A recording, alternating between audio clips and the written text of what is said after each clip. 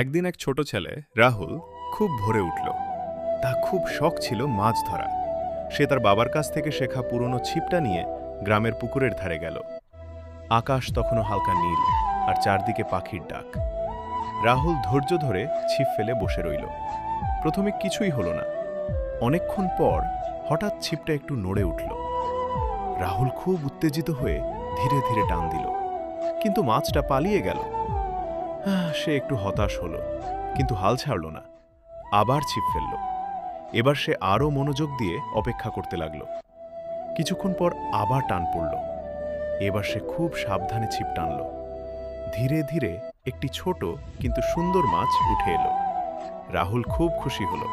সে মাছটাকে দেখে হাসল, কিন্তু তারপর ভাবল, এই ছোট মাছটা যদি পানিতে থাকে তাহলে আরও বড় হয়ে উঠতে পারবে।